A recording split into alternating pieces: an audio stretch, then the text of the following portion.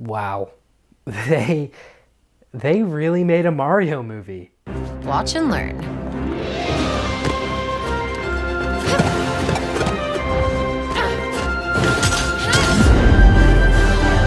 Honestly, before I get into this review, I just want to talk about I'm shocked. I grew up and I was a kid who played a lot of video games. I didn't play Mario that much. I did play some Mario Kart here, Mario Party there, Odyssey here, whatever. Mario wasn't huge for me. The big game for me was Pokemon, and my big nostalgia video game moment that literally had me crying was when Detective Pikachu came out, and I was a little 8th grader watching Detective Pikachu and crying at the credits. That was me. But the Mario movie has still shocked me. I'm still shocked that it exists, and just seeing it made me feel a little nostalgic. I don't think as nostalgic as other people, but definitely nostalgic, and I think that nostalgic factor is something that's really boosting how people feel about this movie, because overall, it's an okay movie. But despite the fact that it's just really okay, a lot of people want to go and see the Mario movie. It was a Wednesday night. Most people in my state, in my county, are still still have school. We're not on our little April break yet. So to see a mostly sold out Dolby really shocked me.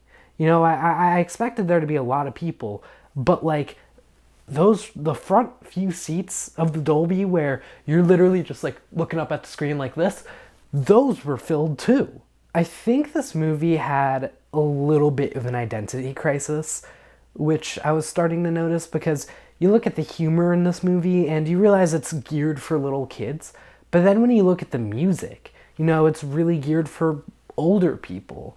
And I get maybe they're trying to win parents over with the music and little kids over with the jokes, but I feel like that there was sort of an identity crisis there. I kind of just wish they used a lot more actual scored music rather than licensed music. They totally, Mario is a huge video game franchise with lots of music that has been made for it. You totally could have used Mario music that's just, cinemafied a little more. And that, that could have been fitting. But instead they just chose to use all this licensed music. And I wasn't really a fan. I really feel like they should have stuck to their guns. If you're making a movie for little kids, make it for little kids. Don't use this older music that no kid is going to recognize. Instead, use Mario-y music that some of these kids might recognize and then could resonate with the older audiences that are coming in because they grew up with Mario. Overall, though, the animation here, it was pretty good. It was above average Illumination animation.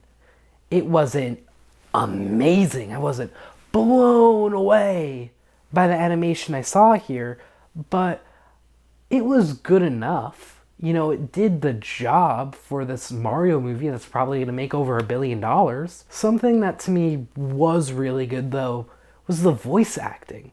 Really, everybody who was cast as a voice actor here did a great job. I didn't see any sort of performance where I wasn't really liking it.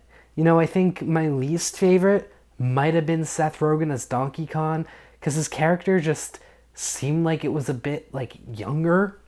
And meanwhile, Seth Rogen is in his 40s or 50s, playing somebody that is in the equivalent of being an old teenager or early to late 20s. I feel like that caught me a little off guard. But aside from that, Anya Taylor-Joy and Jack Black were phenomenal. At one point, they have Bowser singing, and Jack Black just goes off, and he really steals the show. And Anya Taylor-Joy just has a great voice, and she just has that sort of princess voice, which is fitting. That's what she needed, and she brought it. Chris Pratt as Mario. I really liked Chris Pratt as Mario, and I have always been Team Chris Pratt as Mario because he was Emmett in the Lego movie, and he killed it as Emmett. So it's just like, all right, this guy knows how to voice act. You know, it's not like he's coming in and they only cast him because he's this big name celebrity. Like, no, he has voice acting background and he's done a good job in what is one of the best animated movies of the 21st century. Yes, the Lego Movie is one of the best animated movies of the 21st century, and if you do not agree with me, then you can go and click off of this video because it's incredible. I love the Lego Movie. Anyways, back on the Mario movie, something else was that there were a lot of Easter eggs scattered throughout this movie. I just feel like everywhere you turned, it was Easter egg left and Easter egg right. And it was great. You know, you can tell that this was made by people that know their stuff. And they really wanted to reward all the Mario fans and just video game fans that came to watch. You know, like, maybe you didn't get the humor, maybe you didn't like the music choice like me, but at least you kind of saw the Easter eggs and you sort of appreciated it, and that made you feel nostalgic, which is why I like this movie a bit. You know, I think without the Easter eggs, I would have left the theater pretty disappointed. But because of it, I did get to relive a bit of my childhood while watching this, and I did really appreciate that. My issue with the Mario movie is that it tried doing everything. It tried doing Mario. It tried doing, you know, Mario Kart. And then it kind of tried doing Smash Bros. You know, it tried putting all these Nintendo products in the one movie, and it just felt really smashed. You know, it really just felt smashed together, and I think they should have just focused on Mario. You know, leave Mario Kart for another movie. Leave Smash Bros. For another movie. And just get Mario out of the way. Do Mario right. You know, I think that these guys could have gone on like this big adventure, and instead the big adventure that they go on is condensed down to like 5 minutes. You know, I just feel like they were going for all these big moments, and because they were just going for all these big moments, they didn't feel big. They just all kind of got smushed together, and you were like, ugh, you know, there's just no downtime. And that's what I think the Mario movie needed. It needed some downtime, and it needed to just focus on being a Mario movie.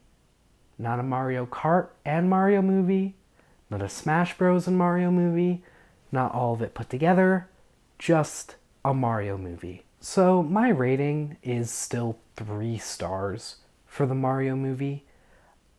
I had a good time.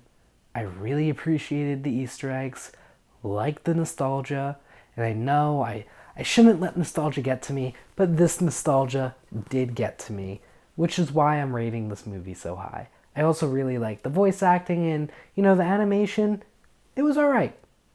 So, 3 stars. I think that's a solid rating for the Mario movie, but how about you guys? What do you guys think of the Mario movie? I'm assuming most of you are going to watch it because it's a Mario movie, but maybe not. And if you're not watching it, let me know. If you've seen it, let me know what you think. And with that being said, I will see you all in the next movie review. Thank you so much for watching.